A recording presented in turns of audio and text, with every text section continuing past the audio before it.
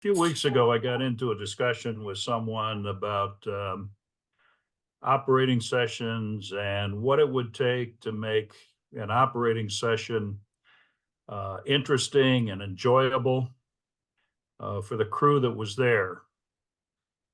And I started to think about that and kind of wandered off down a path. And I've got some ideas based on some of the sessions that I've been at. And I've been fortunate enough to operate on some very nice model railroads. So I've got some ideas, but I wanted to open this up as a discussion and see what all of you think. I know that a number of you have been involved in different sessions, and there's a fair amount of experience within this group.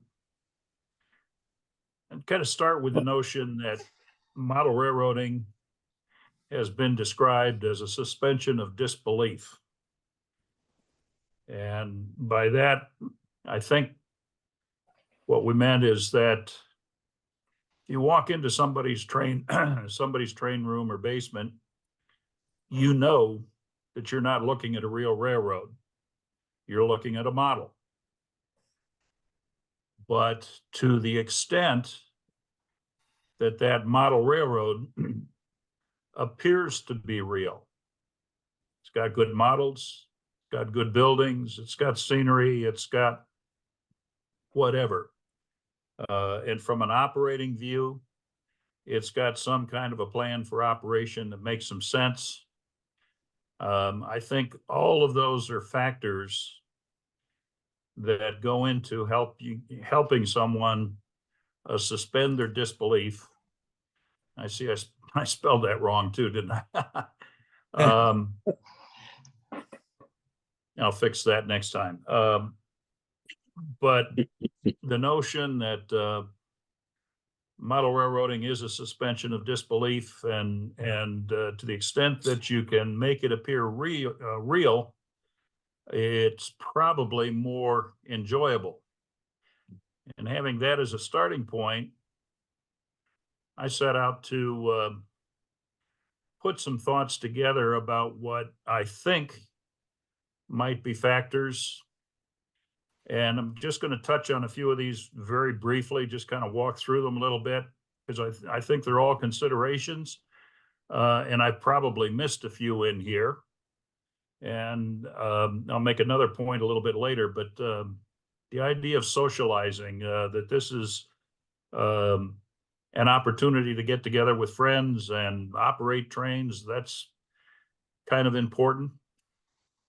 That the venue itself is comfortable, clean, that you've got room in the aisles to go past each other, that there's some kind of an operating scheme. And that could probably be a scale all the way from extremely prototypical all the way back to simply playing with trains. Some clear operating instructions with the necessary diagrams to help guide new people around the layout, help them get acquainted with what needs to be done. Maybe some kind of an operational control system. How about reliable operation? Good track and good rolling stock to try and eliminate the electrical glitches and derailments that can occur. Realism and authenticity. That could be modeling to an era, to a particular geography, maybe some specific locations. Good scenery, accurate buildings for what you're trying to accomplish, and modeling industries accurately, and whatever else that we can come up with.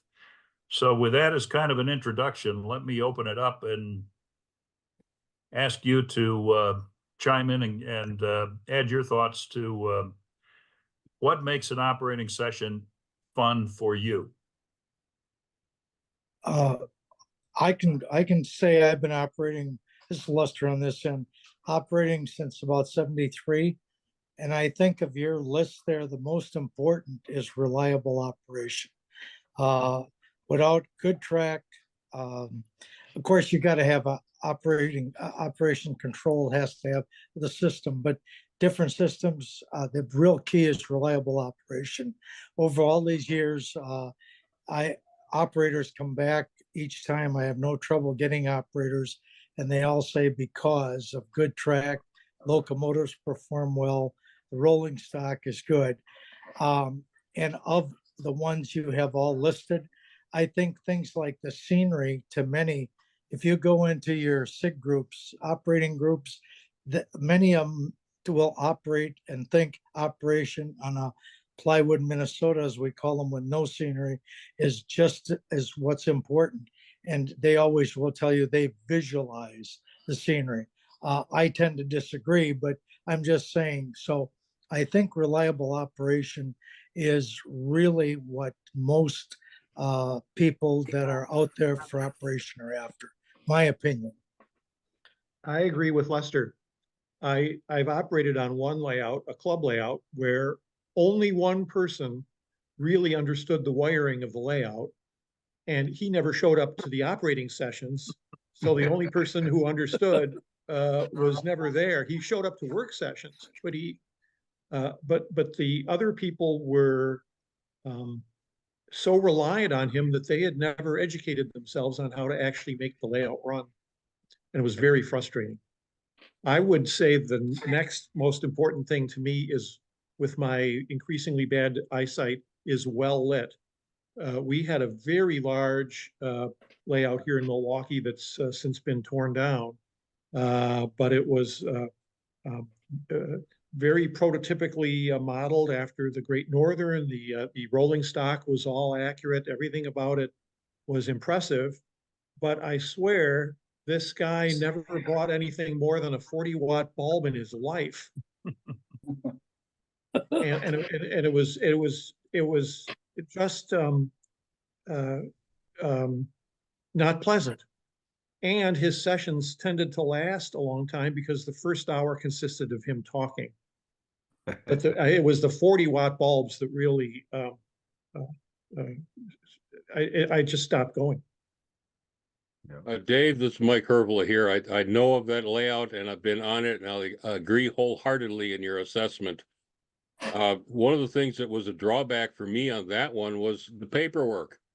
I don't care where a car comes from in its entire history. Just tell me, do I pick it up? Do I leave it there? If I'm going east or west, what do I do with the car? Or do I get it to the end of the layout? And my son, who at the time was a teenager, I took him to an op session, and afterward he told me, he said, "Dad, what you've got there is a chess game on rails." And oh, was he right. I was at one this morning and had a good time. So I'll wink off now and wait to see what the other comments are. Mike, that I don't know if I ever operated twice on that layout where he used the same paperwork. He was always experimenting. Anyway, we can't speak ill of a layout that no longer exists. And Well, maybe sure we maybe can. that's why it doesn't exist anymore. No, sadly, he has just reached the age where it had to come down.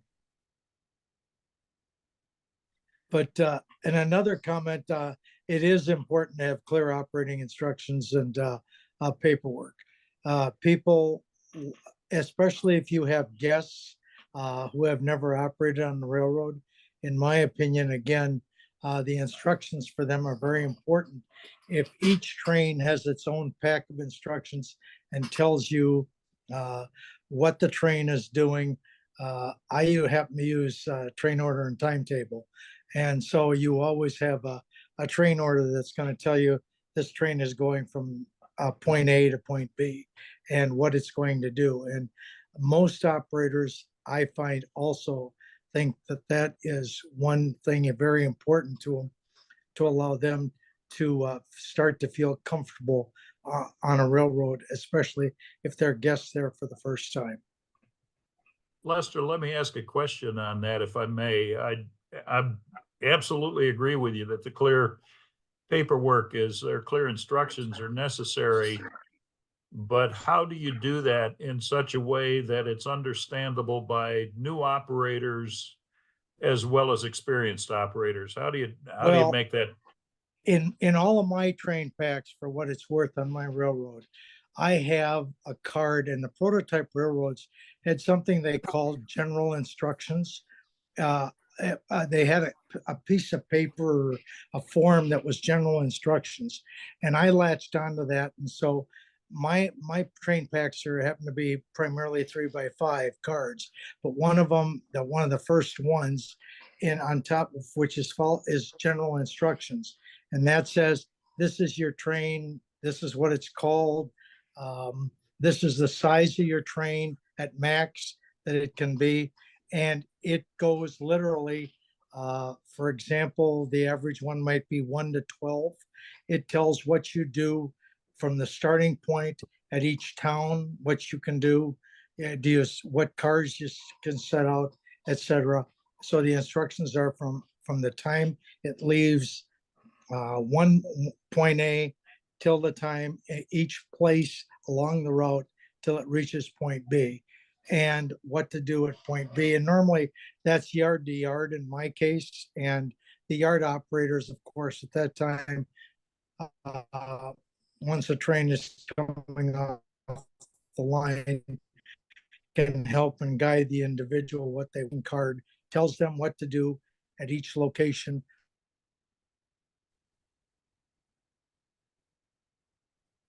Okay. This is Maybe. Tim Coyle. I've been operating for about 14 years, but I've only had one operations on my layout, and that was last October at OS Omaha. I had car cards, I had all the packs done, but I didn't have a timetable.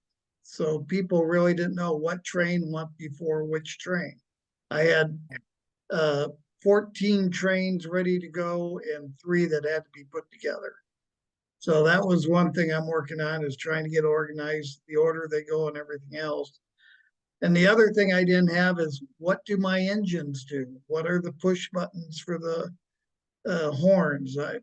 All my engines have the train crossing horn programmed in, things like that. But everyone said they had a good time. Everything was operating okay, but just not a lack of what's the word? I don't want to say stability, but scheduling, I should say.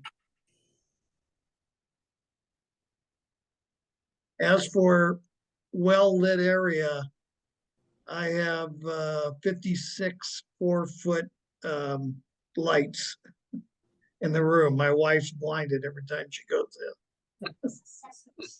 in. As somebody who has not operated anywhere near as much as most of you guys, I'd say that number one, reliable operations. I agree with what was said there, because it's no fun. It's hard to socialize if you're spending all your time trying to get a engine going that isn't always running right in the right places, or if you're re-railing cars all the time. So that's not fun. So I like that. The other thing that Bob's pointed out is diagrams.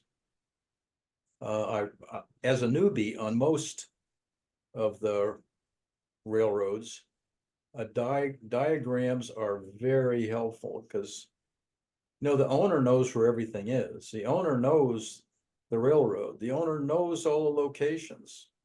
It's burned into his memory.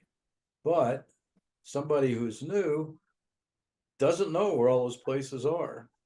You can say you're gonna take a car to a certain place, but where's that place?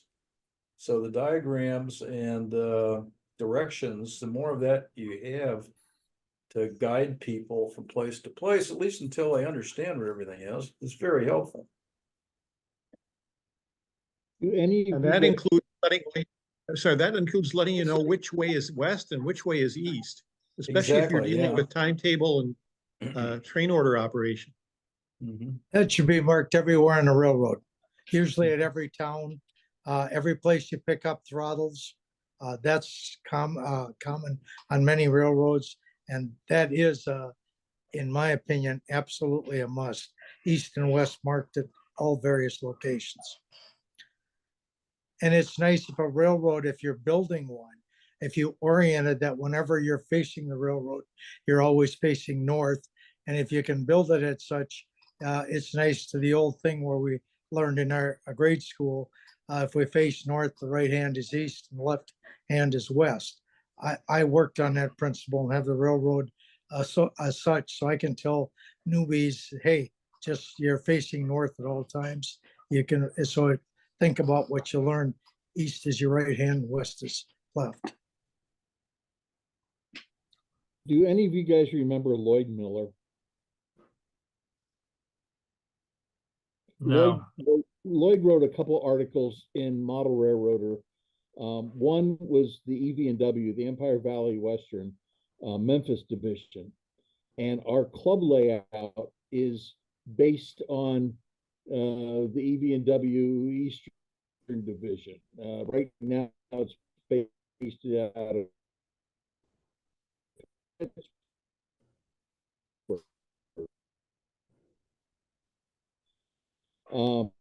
Bob, this is Rod Thompson. One thing I would add in here was ergonomics, anyway, something that's a layout that is accessible. one layout, every Rod Okay. apparently doesn't like duck unders. And I agree. I showed up at one layout and I was never told one thing about how to operate it. And in the 2 hours, I had to duck under a partition about 30 times, crawling across the floor and standing up. It was the most horrible experience I've ever gone through. I was not told anything about what I was even supposed to do. So, Well, when I was 6'8", which goes back a few years, I did enough damage to people's layouts with their duck unders that at least one guy redesigned his layout to remove the duck under. At 5'4", I really don't understand the problem. And the older you get, the more difficult those duck unders, I don't care how tall they are, become.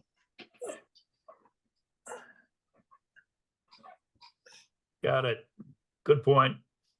You know, there's another point that I was going to mention, and this might actually make some people on this call rather angry at me, but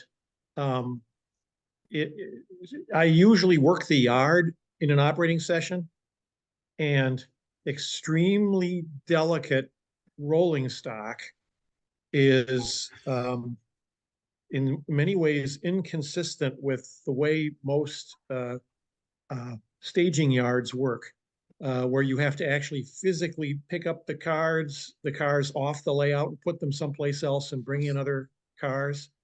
And I always get extremely nervous, not just with some of these very delicate resin cars, but some of the beautiful Atlas tank cars with their extremely fine detail. I've suggested to some of these layout owners that maybe they should have a set of rolling stock that's meant just for more rough usage in operating sessions, because damage has been done. If I may, again, I've been operating for years. I have quite a few resin and fine detail cars on the railroad. I find in general that most operators are very careful and there's very little damage. And over the years of talking to many people in the operating world, the SIG groups, etc., I think most of us, you have to accept the fact that none of us are perfect in this world, including operators, and there's damage going to occur. The only thing is, as a railroad, let's say if I'm hosting a session, I would hope the person who maybe damages something tells me so I can fix it. But I'm not going to get angry. It's if you are not willing to accept damage to fine equipment at times that might happen, then you cannot have an operating railroad and be inviting people in to run that railroad. Again, that is my personal opinion on that. because they're not gonna have any fun, you know? You can't stand there and yell at a newbie or a regular operator about, well, you this and don't touch that. Nope, nope, no. That ruins, that's not what they're there for. And so I believe you have to be willing to accept the fact that there is maybe some damage. You know, that But brings I've- up another Go ahead. point with uncouplers. You know, I've been to railroads where they use magnets exclusively, and it really hampers what you can do because you have to play by the rules that the owner set up for where you can couple and uncouple or uncouple cars. The other thing is, I have friends that use the full size KD couplers and using picks to uncouple the cars, and they seem to lose springs a lot. I use the smaller couplers and I've never lost a spring yet. But it's so easy to, evidently with the pick, to knock the spring out of say the number 5 than it is the smaller coupler. They're aiming bad. They're spear fishing with that pick. Yeah, you do that. You have to do that. Especially if you have something in front of you where you can't see into the car, or it's in a yard and three tracks back. You do go fishing for the uncoupler. Yeah. It also deals with our eyesight. Now, some guys have better eyesight than others. Yeah. On Yeah, the point of, also there's a lot of different kinds of picks also. on their points on eyesight, one of our end scalers here in town, I have a hard time reading end scale, even with my glasses on, and these are trifolds. But he had enough complaints. He now has a sticker of the number on top of every car. Doesn't look prototypical, but it sure helps the operating sessions goes. So Yeah, I've never operated on an N scale railroad, but I know people who have, and they always have some kind of a scheme to help identify the car. yeah, A lot of N scale railroads, we have 2 in our group. One, he goes by color of car in addition and number, and that can help. But this number on top, that's another system, would be another way to do it. Because numbers are tough in N scale. The other thing, I have a prejudice, I guess. If in HO I can knock over one car, sometimes maybe if you're having a problem, but in N scale you don't knock over one car, you knock over maybe 5, maybe the whole train, and now re-railing it becomes a larger problem than in let's say HO or larger scales. One of the people in our area who has an N-scale layout has taken a little bit different compromise. He'll ask for a 40-foot box car or a 50-foot box car or a 50-foot gondola or a chemical tank car or something like that, rather than asking for a car by road name and number. And that's a compromise, and it avoids him having to worry about adding numbers on the roof. Yeah, that's a good idea. Yep.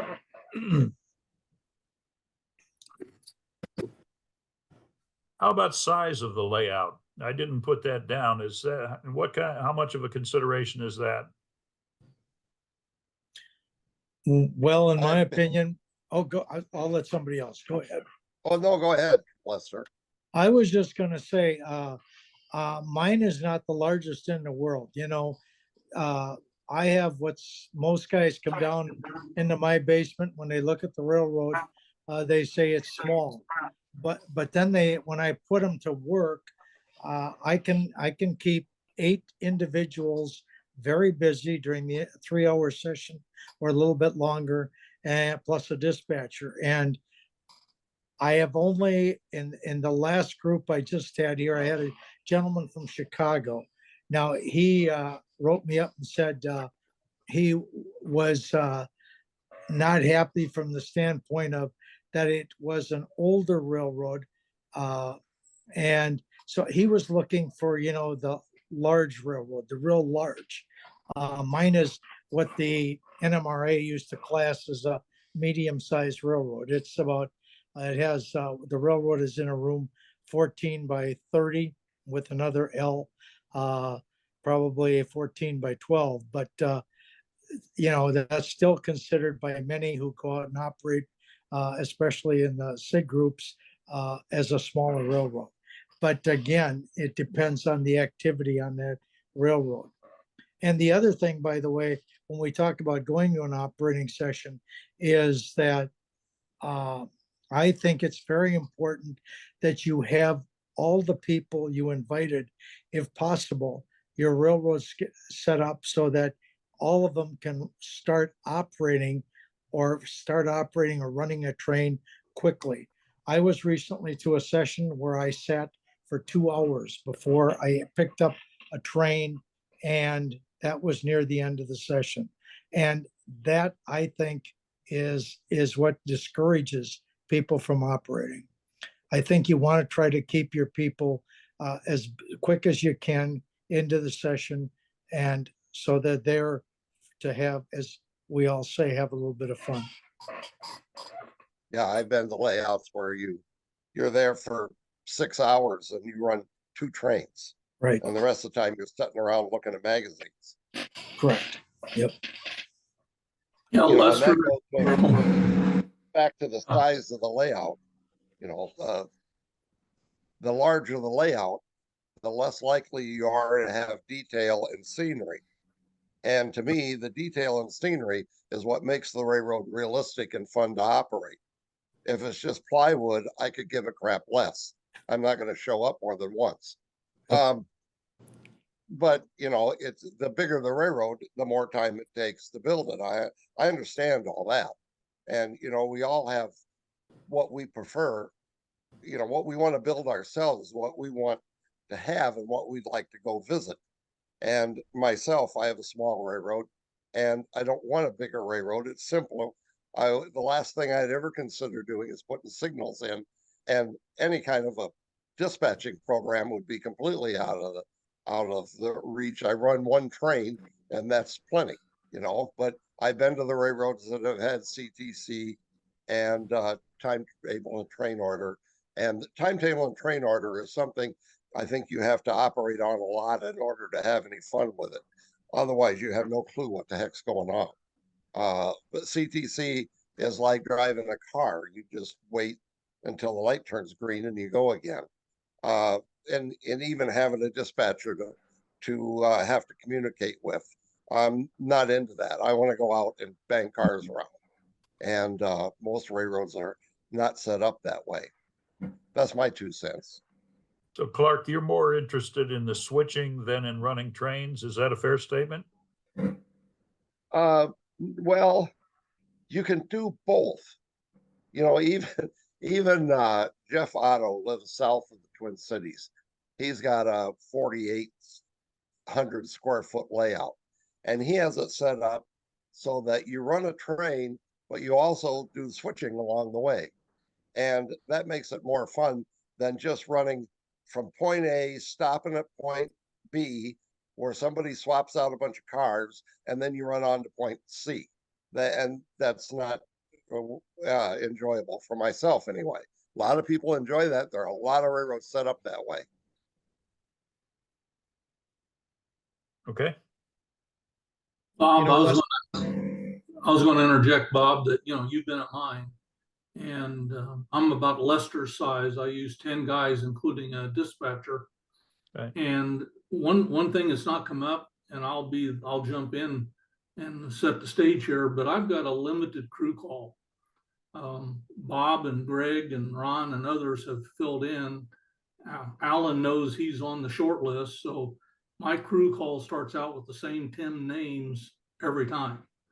And if I've got a guy that's got a conflict, I go to my sub list, and I'm always glad to have a guest come in. But I tell you guys, compatibility of the 10 guys makes a session a lot of fun. And when you've got groups that, you get personalities and conflicts, and you know, I've been there and I've done that, and I Alrighty. would never trade my crew for what I've got going on right now. And Bob and Greg and some of you guys have been there, and it works. Mhm. Well, I'm very lucky too. I have, our group is 8, and as a result, I have to have usually one guest. And as a result, but Yeah. again, I think it's reliable operation. And again, if we talk about clear instructions and that, as your point was well taken, once you have a crew that most of the gentlemen or ladies come back, and there are some real good lady operators, if you have the same crew all the time, they learn the jobs, they learn the railroad well. It would be just like on the prototype, or when we used to be in the corporate world or wherever, we learned our job. The the more you know, and you work at it, the better you become at it. And that's same as on any of our railroads. If you have the same crews a lot, and then when you and if you have a newbie that night or a couple of guests, usually if the regulars, as we call them, are there, they'll help the other guys. And if they don't help them, I prefer they not be on my railroad. My guys are always willing to help the newbie make sure he has a good time and enjoys the session as well as they seem to. And Lester, it's sad, but right now I'm aware of a railroad in northern Indiana that has not operated since before COVID. And the problem is the superintendent needs about 25 guys to operate. Oh, He puts out a crew call to 100 names and can't get 24 guys to show up anymore due to health and age and death. Yep. And so it's a beautiful layout that's been sitting absolutely motionless now for years. How long has it been? Well, it's been a few years now, Ken. It has, hasn't it? Yeah. Wow. that's the thing about the large railroad, I think, though, as one ages. I always was worried about maintenance of that too. Oh, yeah.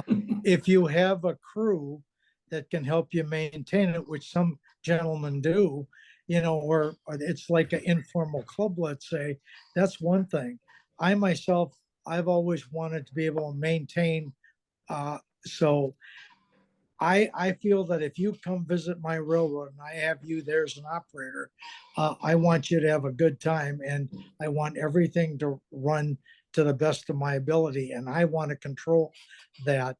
So as a result, that I feel is a problem with the larger railroad, and that's what that gentleman chose to do. And it is becoming. People are finding the surveys they've done in the SIG groups is that people only want sessions of about 3 hours.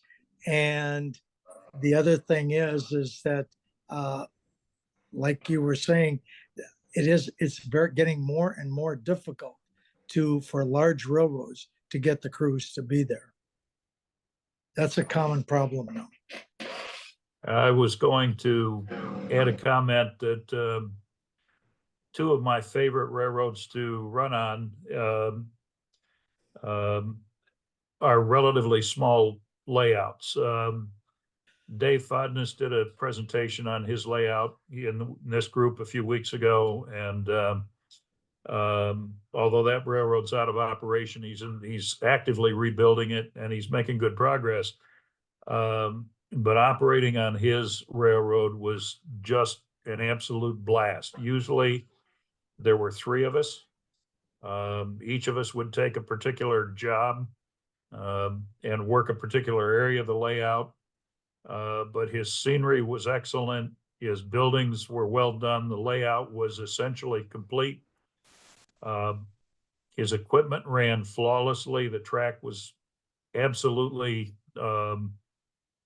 clean track in the sense that there were no problems with inadvertent derailments. Any derailments were usually operator caused. We'd run for about 3 hours, and it was absolutely a joy to run on. We'd run at near prototypical speed. It was all yard operation and just a blast. The other railroad is very similar. It's a shelf layout. And I described a couple of industries on it when I did my clinic on switching a few weeks ago, and Bruce's layout is also just a blast to run on. It runs flawlessly. The scenery is good enough. The buildings are realistic, the jobs are realistic, and as I say, three of us will run for about 3 hours, and I can't tell you how much fun we have with it. I've run on Lee Nicholas's layout out in Idaho, or I'm sorry, Utah. And that's a pretty amazing layout. And it's just nonstop action. Whether you're running a mainline freight, doing switching, yard duty, local, it's a big layout and takes a lot of people to run.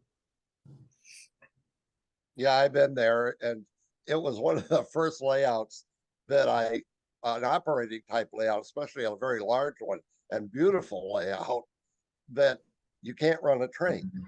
You know, he couldn't run a train for me. And it boggled my mind until after you get into operations and realize that the layout is set up for an operating session. And if you move anything, it screws everything up. So I was, you know, you know, that was one thing I considered when I built, especially this layout, is I want to be able to use it myself, you know, when I'm here alone. And you know, so my first rule would be, if you know, if we were to make a list of if you were going to build the layout, my first question would be who you build the layout for.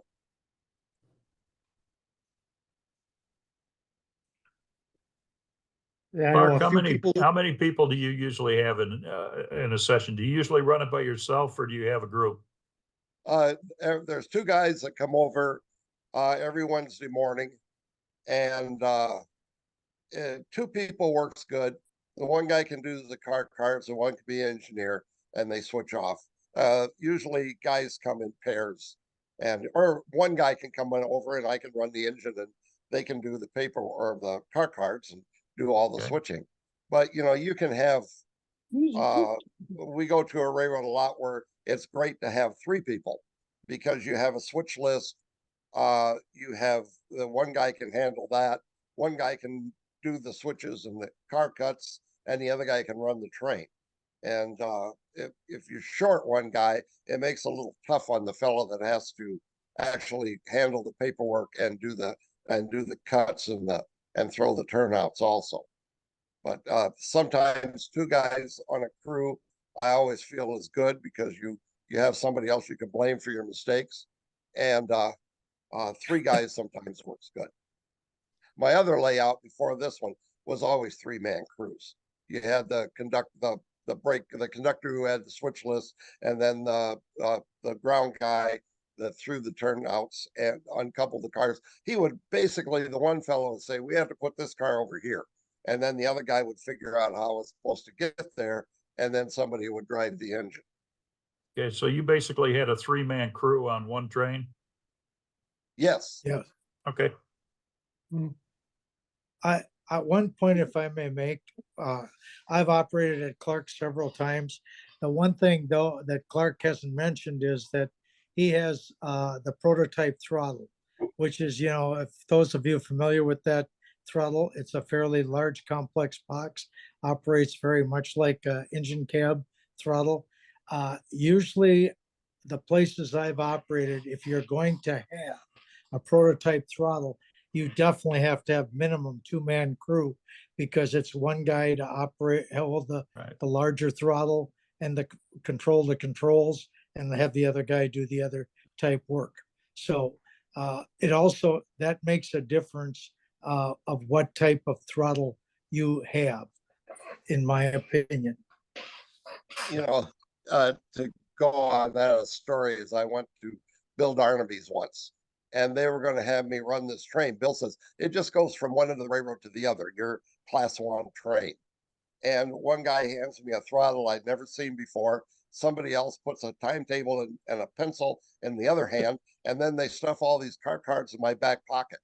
And I'm supposed to, I'm driving along, and Bill says, "Well, why didn't you honk for that crossing or whistle for the crossing?" I said, "Which button is the whistle?" And then he says, "Look at your timetable. You're supposed to stop and take on water." And I says, "The timetables, how am I supposed to open it when I've got a throttle in the other hand?" So that was quite an experience, and one that I don't want to do again. But he was having a good chuckle at my expense. I've been there, done that. I agree. How about realism of the layout, terms of scenery, buildings, sticking to an era? To some, it's very Yeah, important. that to To me, some, it's not. I'm one who believes it is important. And I've had operators again, they come in, they say, "My goodness, this really makes a difference. I hadn't thought about it, but it really sets the scene, and they do understand the time frame." So, but like I say, you go to the SIG groups, a lot of them, you get the guys that they think the plywood central is just fine. So that again, I believe it depends on the individual, and we, as those of us who have people in for up sessions, have to work, and you hope, and eventually, if you have the let's say the ability to kind of cull those that don't enjoy it, which maybe they don't care about the scenery, etc.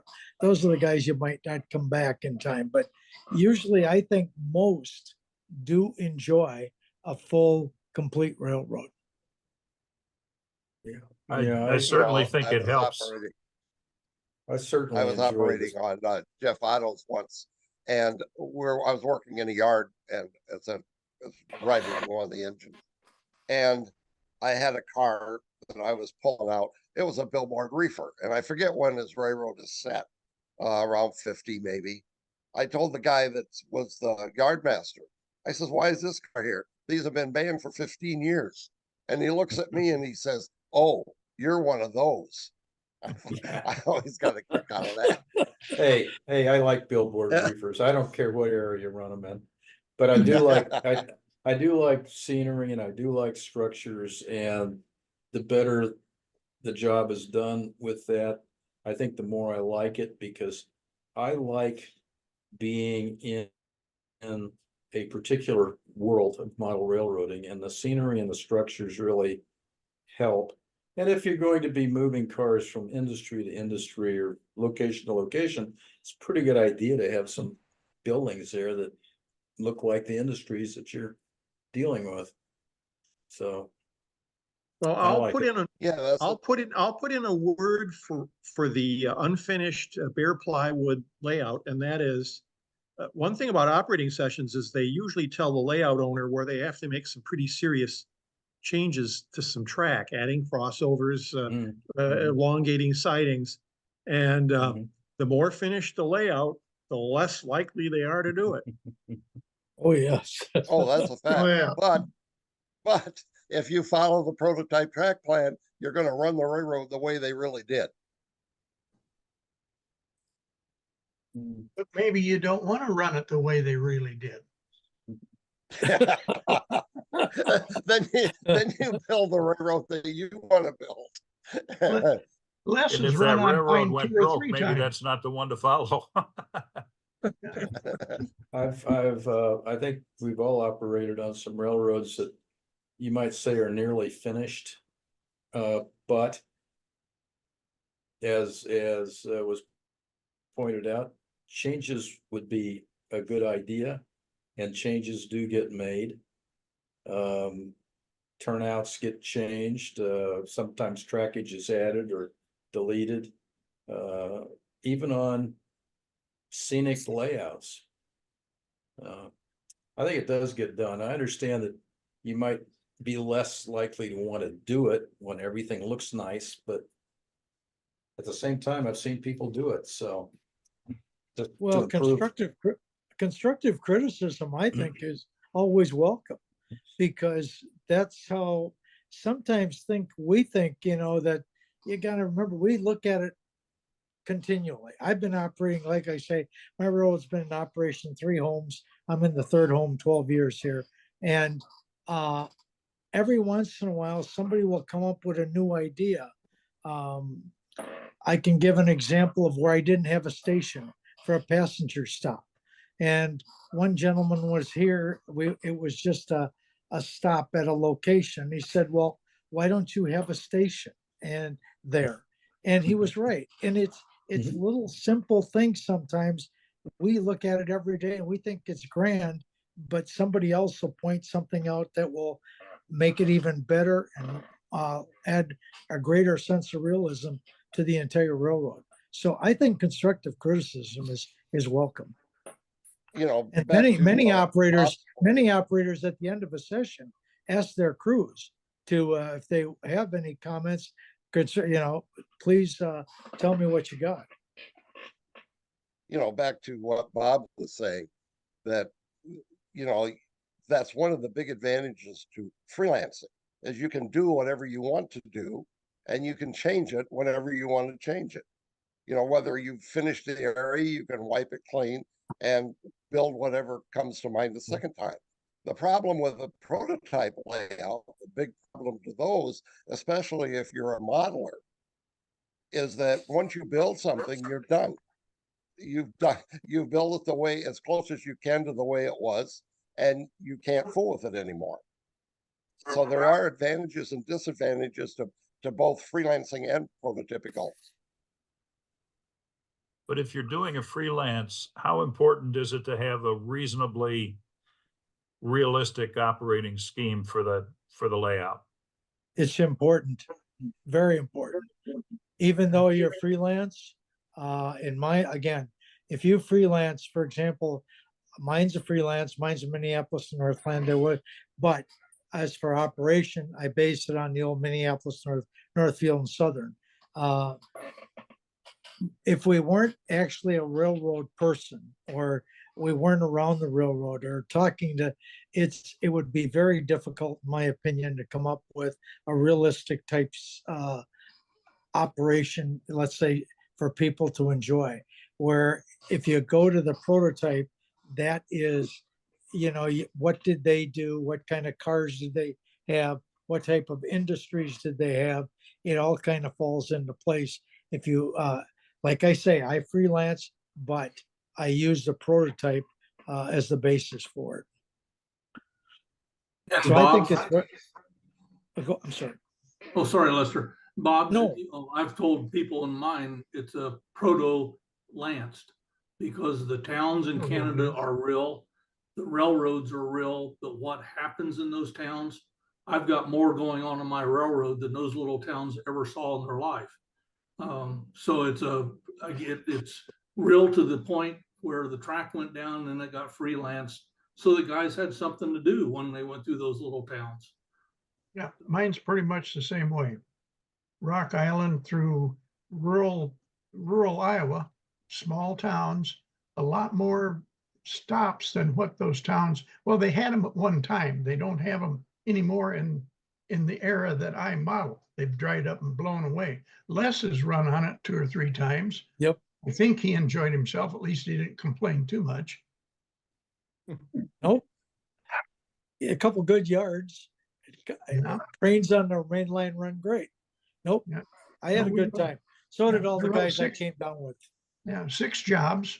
One is a fairly heavy industrial area of a bigger town, and 1 yard, and 4 way freights that go out and pick up and drop off cars along the way. Yep. So we keep busy, 6 of us, for about 2.5, 3 hours if we stretch it out. Okay, can you guys hear me? Yes. Yes. Yep. Good. Okay, earlier I was commenting that Lloyd Miller had a switch list that we followed. And I was just wondering, I found that extremely easy to use because everything was in order. and all our towns were, all the towns on the layout were alphabetical. So it was very simple to know where you're at and know what cars had to go where, what cars had to be picked up, etc. How many of you guys use a switch list on a clipboard? I I've done used to. that. In our group, we have two gentlemen that do. Others, most of us, including myself, we use the car cards for what you do with the individual cars. So, and again, we're all different. Some of us prefer the switch list, and some prefer the car cards. That's and still today, if you're in the operating groups all over the country, there's a mix. Yeah, It's- I've seen that. Yeah. Yeah, my last railroad, I had a switch list, and the only drawback to that was that if you stopped, you would have no idea basically where you left off. Where if you have car cards, you can basically just set them down in the town where you stopped running and pick them up and continue on again. That would be the advantage or disadvantage for me, to them. I see. Something I've done since you were down there, Les, I don't believe I had it then. I've got the car cards and waybills like a lot of us do. I have a small clipboard that they're on. And I have a track schematic on the clipboard of the lines you're running with the towns labeled. So, and they know if they're going north or south. So they're pretty self-explanatory if you read instructions, which we've got one guy in the group that doesn't read instructions real good. You have those in every group, and many of your prototype railroaders that come Yeah. operate also have a tendency. We did it this way, damn it. Yeah. I don't care about your damn instructions. Excuse me. Yeah, I'm sorry. I know a real railroad that's been invited to a lot of model railroads to operate once. Yeah. We're starting to run out of time. I want to thank you all for the discussion and for the comments and observations. I mentioned at the beginning that I've been thinking about this issue for a few weeks and put this together. I wanted to get some of your input, and as I put these charts together for tonight, in my email today, I got an email from Model Railroader, their weekly newsletter, and in here was a section on what makes for a great layout operating experience. And they hit pretty much the same points you did. They talked to model railroaders who typically go to the operating weekends and part of the SIG group, or the ops group, I'm sorry, or the ops SIG. Ops SIG. Ops SIG. And what they came up with, they also picked reliable track and equipment as their top choice. Skim down through here, clear paperwork, clear instructions for people.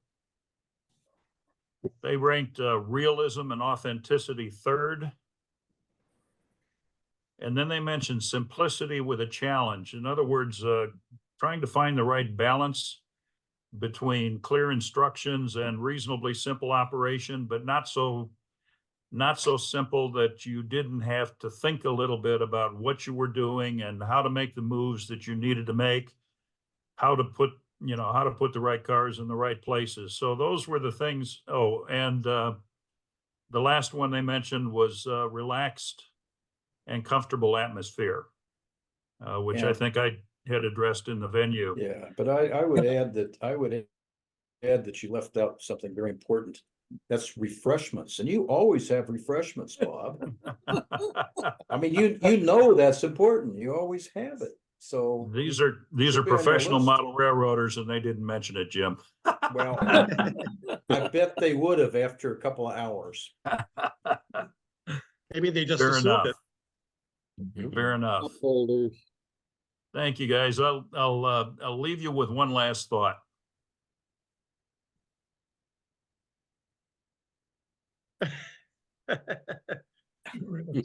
Yeah, Two rails that never meet. I love it. Very good. Yep. Thanks, Absolutely. guys. Well Been done, there. Bob. Thank you very much. And that's a very, very fruitful discussion and one that we could probably go on for hours. But we only have the hour, so thanks everybody for joining us and making that a good conversation. We'll do this again next week, and if you are interested in presenting, as always, just let me know. We've got another meeting, of course, after this, planning our big convention, so we hope to see a lot of you there. It's May 2nd through 4th in South Bend, and we'll see you next week. Thanks, everybody. Yeah. have a good week. Thank you. Thank you, Greg. Bye. Thanks, Bob. You bet.